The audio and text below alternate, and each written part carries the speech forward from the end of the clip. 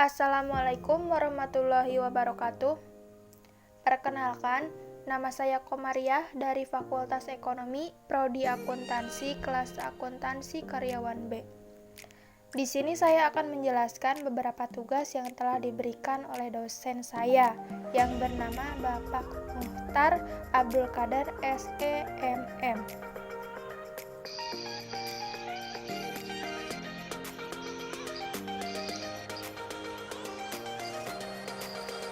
Baiklah teman-teman, kita masuk ke tugas yang pertama, yaitu mencari 2 atau 3 artikel tentang sistem informasi manajemen dan sistem informasi akuntansi. Dengan keyword sistem informasi manajemen, sistem informasi akuntansi. Kita akan mencarinya di Google Cendekia ya teman-teman. Kita search dulu.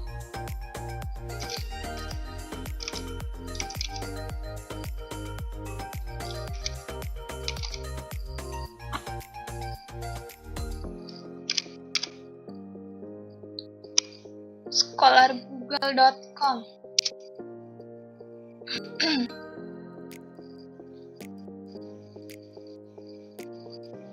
Nah, ini tampilannya Google Cendekia ya teman-teman. Kita harus mencarinya di sini. Kita cari sistem informasi manajemen dulu.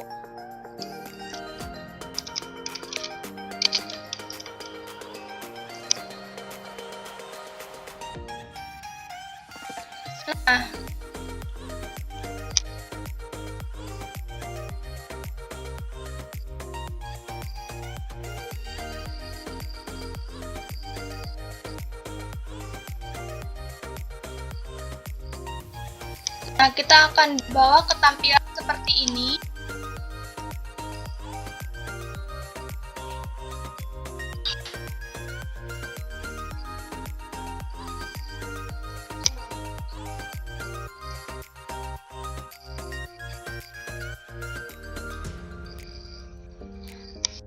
Kita juga dapat mendownloadnya teman-teman.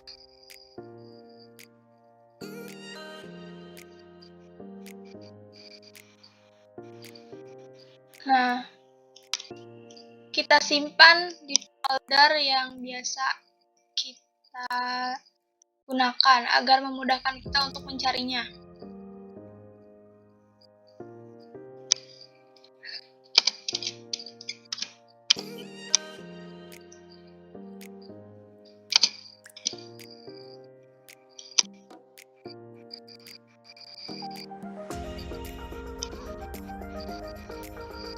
Nah, sudah kita download ya teman-teman. Lalu kita buka lagi, kita cari artikel lagi.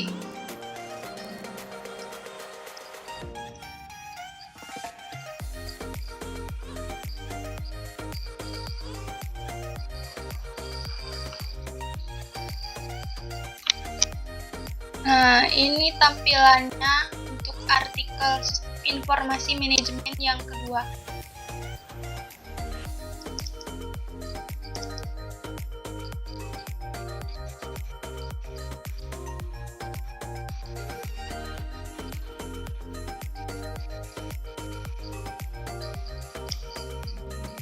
Kita juga bisa mendownloadnya.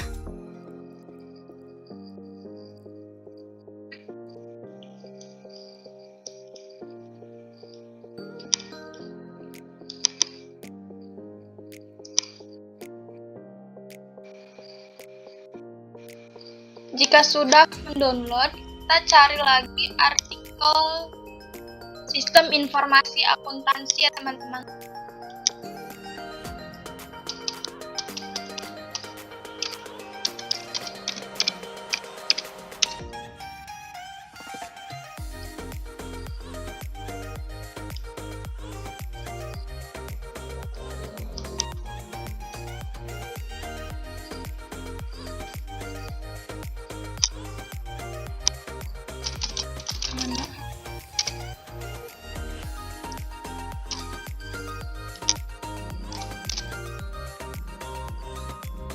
Nah, ini dia sistem informasi akuntansi. Kita cari 2 artikel saja ya teman-teman.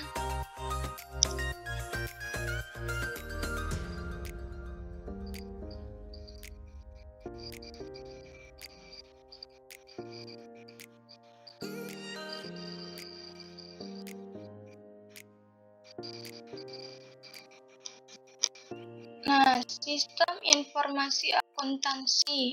Artikelnya akan seperti ini. Kita juga bisa mendownloadnya kembali seperti tadi agar memudahkan kita jika ingin membacanya kembali ya teman-teman. Kita download.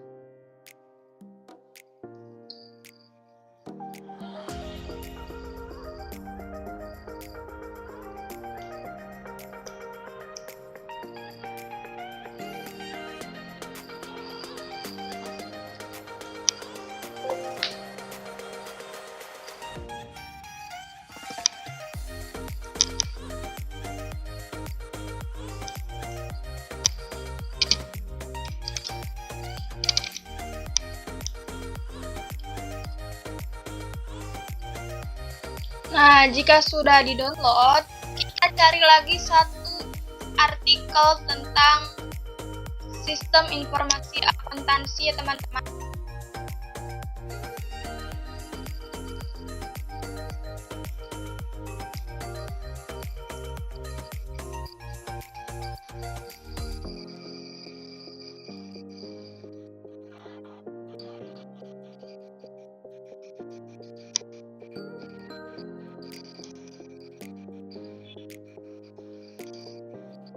Nah, ini artikel.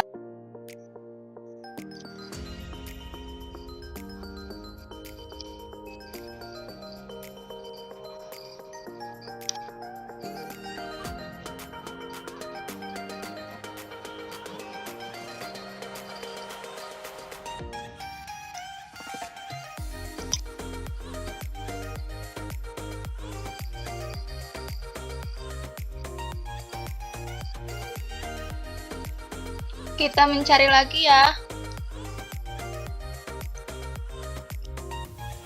Nah, ini dia. Kita download kembali seperti tadi.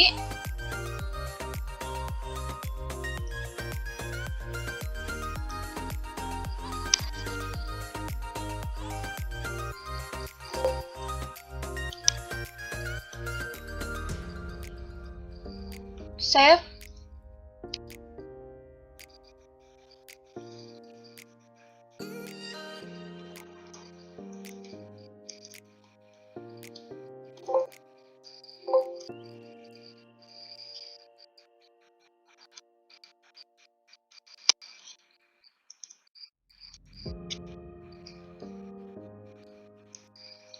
Jika sudah mendownloadnya, kita akan mencari sistem informasi.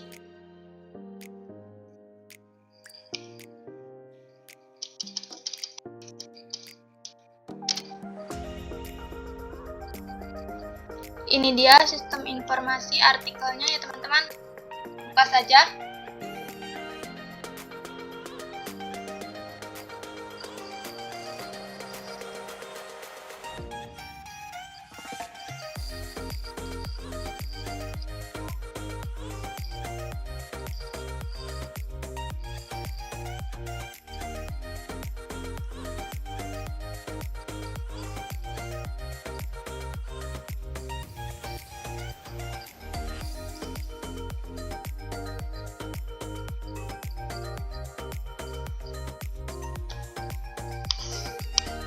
Kita juga dapat mendownloadnya ya teman-teman agar kita bisa membukanya kembali.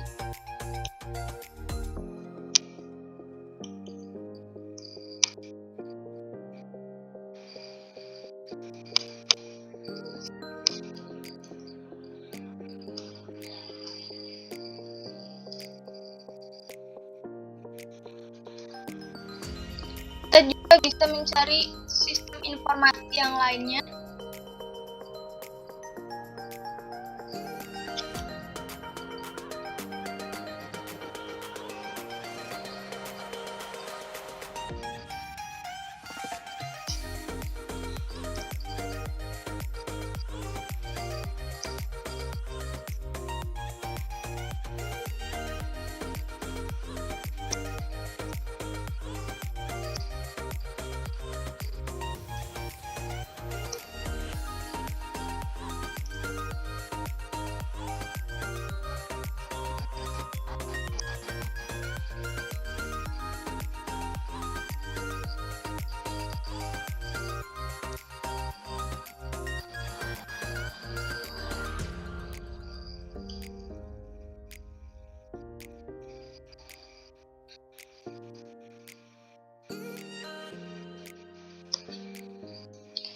Nah, jika sudah dirasa cukup,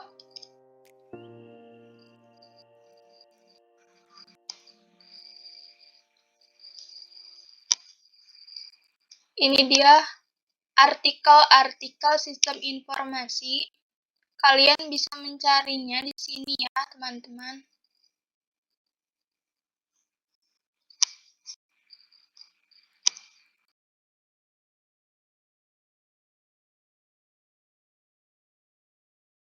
Oke, yang kedua saya akan menjelaskan tentang saham, analisis teknikal, dan fundamental.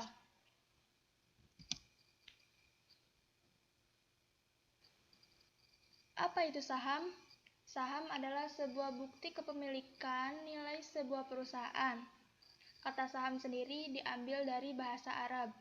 Dalam literatur fikih, saham diambil dari istilah musahamah yang berasal dari kata sahm, bentuk jamaknya ashum atau suhmah, yang artinya bagian. Bagian kepemilikan artinya pemilik saham adalah pemilik perusahaan. Semakin besar saham yang dimiliki, maka semakin besar kekuasaannya di perusahaan tersebut. Ini adalah contoh saham. Saham juga dapat didefinisikan sebagai tanda penyertaan modal seseorang atau pihak atau badan usaha dalam suatu perusahaan atau perseroan terbatas. Dengan menyertakan modal tersebut, maka pihak tersebut memiliki klaim atas pendapatan perusahaan, klaim atas aset perusahaan, dan berhak hadir dalam rapat umum pemegang saham atau RUPS. Analisis teknikal dan analisis fundamental. Apa itu analisis teknikal? Analisis teknikal lebih mengedepankan analisis terhadap sejarah perkembangan harga. Hal ini menjadi pembeda utama antara analisis teknikal dan fundamental. Mudahnya, analisis teknikal lebih memperhatikan pola kenaikan atau penurunan harga dari suatu perusahaan dibandingkan kondisi ekonomi secara makro.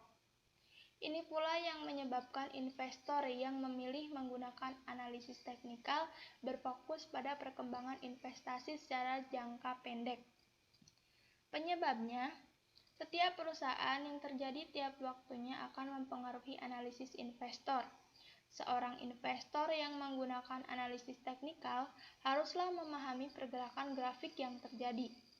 Hal ini karena analisis teknikal berpatokan pada pola perubahan harga, dan hal itu dapat divisualisasikan dengan grafik atau chart. Apa itu analisis fundamental? Pada dasarnya, analisis fundamental lebih menekankan analisis secara umum terhadap kinerja suatu perusahaan. Hal tersebut menjadi salah satu pembeda utama antara analisis fundamental dan teknikal. Menurut CNBC Indonesia, analisis fundamental merupakan sebuah analisis yang mempertimbangkan hal-hal yang dapat menggerakkan harga saham, antara lain kinerja keuangan, tingkat persaingan usaha, potensi industri, analisis pasar dan ekonomi, baik makro maupun mikro. Hal ini menjadikan analisis fundamental biasanya dipilih oleh investor yang berfokus pada performa jangka panjang, yang mempengaruhi naik turunnya saham. Yang pertama itu ada aksi korporasi perusahaan. Aksi korporasi yang dimaksud di sini berbentuk kebijakan yang diambil jajaran manajemen perusahaan. Dampaknya dapat mengubah hal-hal yang sifatnya fundamental dalam perusahaan. Yang kedua ada proyeksi kinerja perusahaan pada masa mendatang. Perkiraan terhadap performa atau kinerja perusahaan juga jadi salah satu yang turut mempengaruhi fluktuasi harga saham. Sebab performa perusahaan dijadikan acuan bagi para investor maupun analisis fundamental dalam melakukan pengkajian terhadap saham perusahaan. Yang ketiga ada kebijakan pemerintah. Kebijakan pemerintah juga dapat mempengaruhi harga saham meskipun kebijakan itu masih dalam tahap wacana dan belum terrealisasi.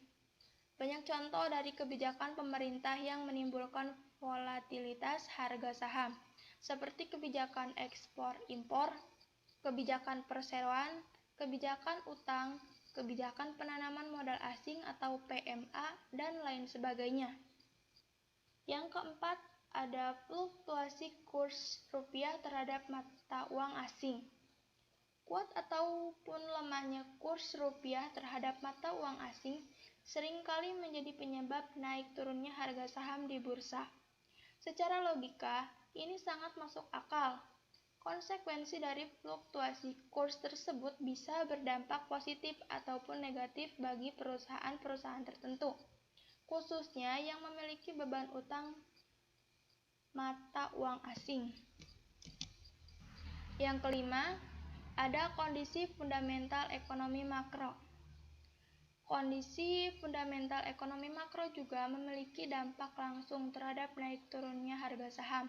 Misalnya, naik atau turunnya suku bunga yang diakibatkan kebijakan Bank Sentral Amerika.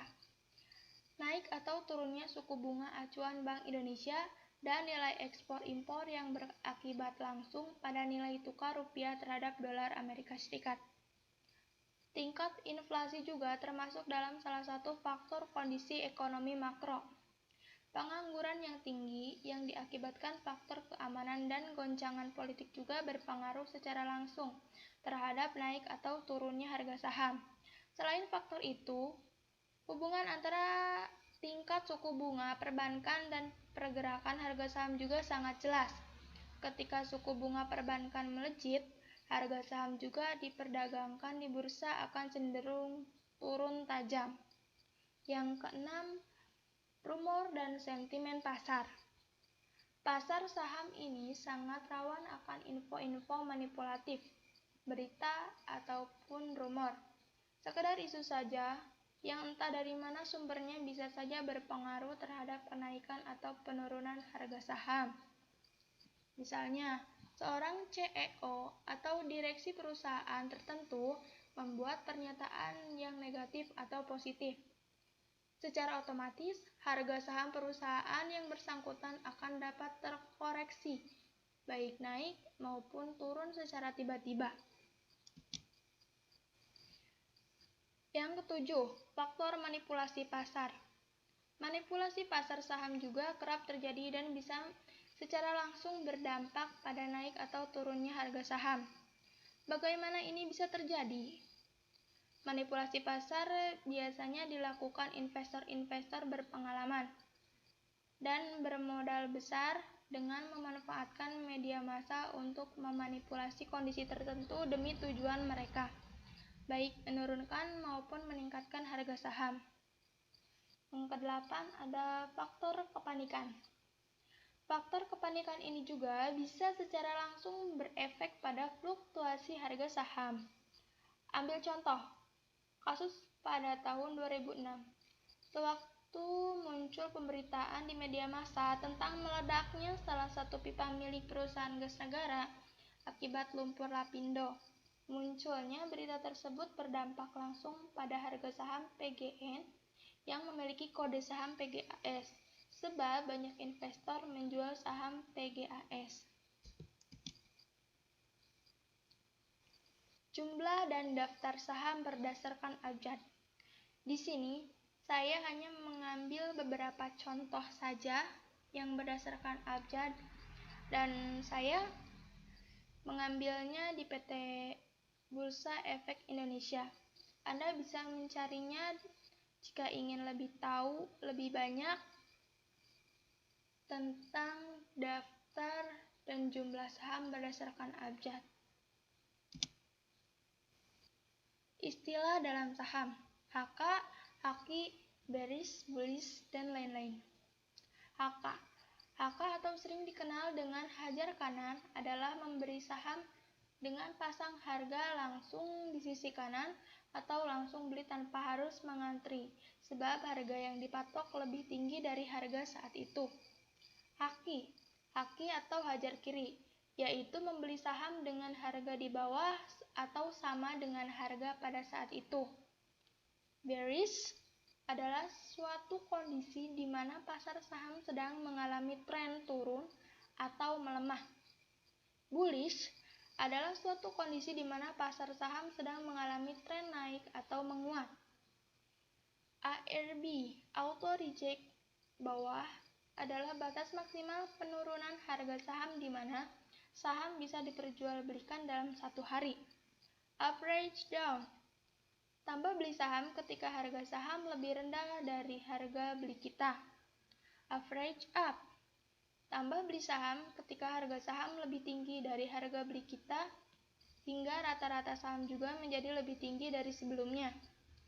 Capital gain, keuntungan yang dapat dari kenaikan harga saham. Cuan, yaitu profit. Demand, area permintaan harga. Dividen, bagi hasil dari perusahaan atas saham yang kita beli.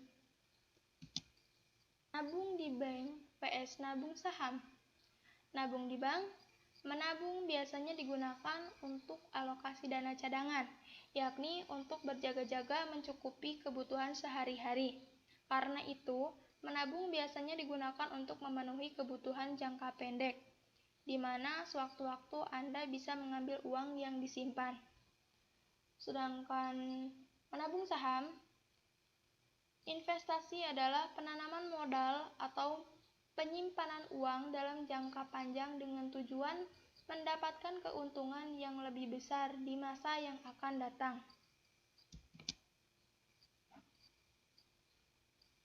Apa yang membuat saudara tidak menabung saham? Karena saya belum cukup mengerti tentang bagaimana cara menabung saham dan bagaimana cara mengelolanya agar saya selalu mendapatkan profit. Untuk itu, saya butuh belajar terlebih dahulu agar bisa cukup mengerti dan bisa menjalankan saham saya dengan baik. Untuk tugas yang ketiga adalah membuat akun di RTI dan di Stockbit. Caranya, kita harus masuk dulu ke Play Store untuk menginstalnya. RTI Business ya. Berhubung saya sudah menginstalnya, kita langsung buka saja.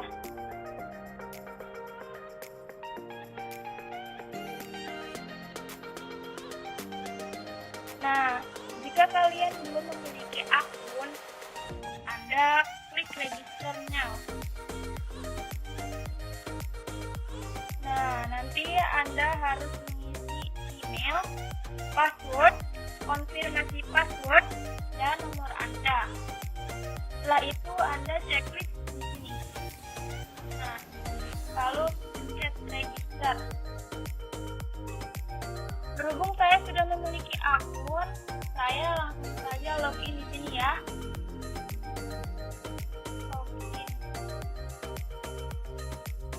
Nah, tampilannya akan seperti ini ya teman-teman.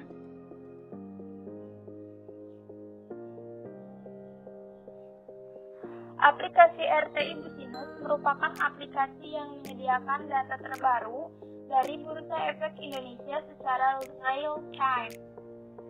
RTI Business menjadi aplikasi favorit untuk dapat membantu investor melakukan analisa fundamental karena fiturnya terbilang lengkap.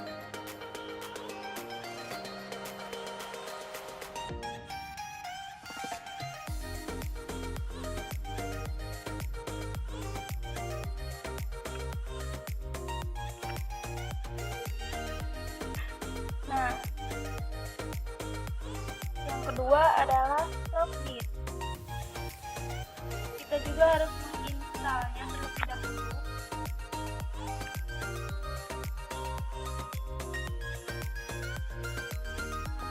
Berhubung saya sudah menginstalnya, kita buka saja ya.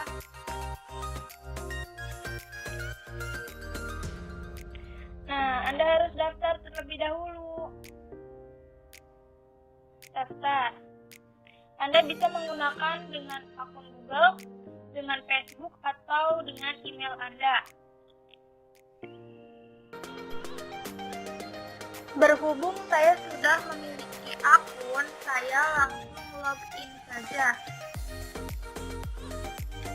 Saya login dengan akun Google ya teman-teman.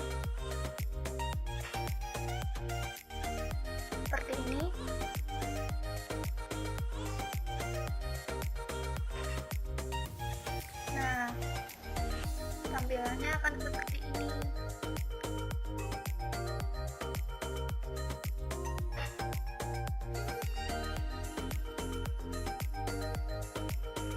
Stockbit adalah aplikasi untuk kalian yang ingin berdiskusi ya teman-teman, untuk analisa dan investasi saham dalam satu tempat.